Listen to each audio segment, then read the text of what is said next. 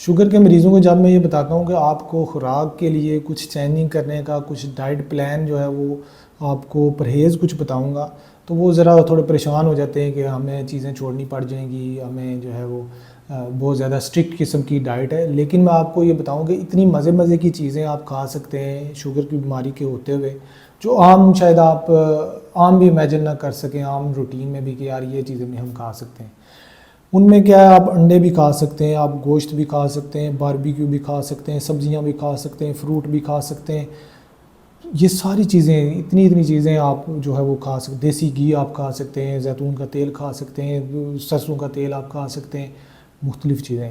جو پرہیز ہے وہ صرف 2-3 چیزوں کا ہے شروع میں. وہ بھی شروع میں آپ 3 منتھ کا جو میرا پورا کورس چلتا ہے اس میں 3 چیزوں کا پرہیز بتاتا ہوں. اس میں میٹھا آپ کو چھوڑنا ہوگا.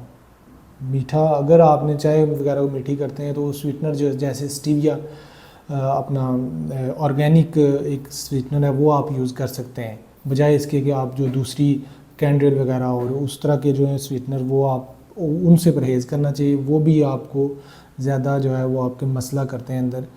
تو اس میں ہے کہ سویٹنر اگر آپ یوز کرنا چاہیں تو وہ آپ سٹیویا وغیرہ اس طرح کا کوئی یوز کر سکتے ہیں. میٹھے سے پرہیز ہے. چینی وغیرہ اور میدے سے بنی ہوئی چیزیں جو بیکری کی چیزیں ہیں وہ فی الحال 3 مہینے کے لیے تقریباً مکمل پرہیز ہے. ٹھیک ہے.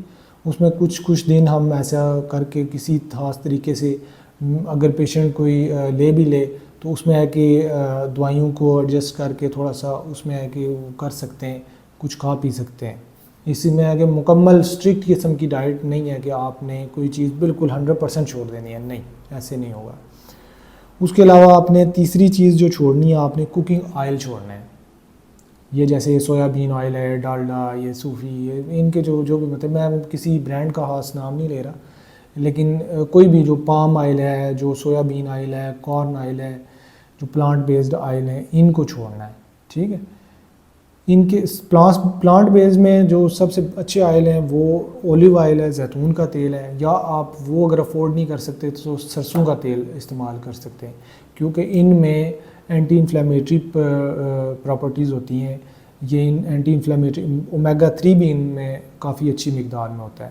تو جو آپ کی جسم میں اندر جو ہے وہ انفلیمیشن کو کم کرتا ہے اور آپ کی شوگر کو بھی بہتر کرتا ہے، بلڈ پریشر، موٹاپا، ان ساری چیزوں کو بہتر کرنے میں مدد دیتا ہے.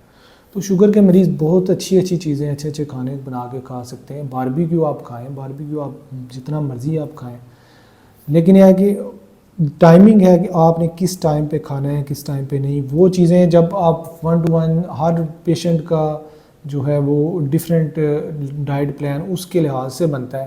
تو آپ جب مجھ سے کانٹیکٹ کریں گے تو آپ سے کچھ باتیں پوچھ کے آپ کی ڈائبٹیز کی کس سٹیج پہ ہیں، ان چیزوں کتنی آپ کو دوائی کی مقدار کی ضرورت ہے، کتنی انسولین کی ضرورت ہے، آہستہ آہستہ کیسے ہم نے اس کو کم کر کے چھوڑنا ہے، وہ 1 to 1 آپ سے جب سیشن ہوگا پھر اس سے پتہ چلتا ہے.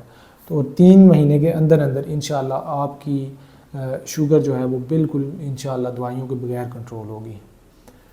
آپ کا کوئی بھی کوشچن ہو آپ نیچے کمنٹس میں پوچھ سکتے ہیں، میں انشاءاللہ ضرور اس کا جواب دوں گا.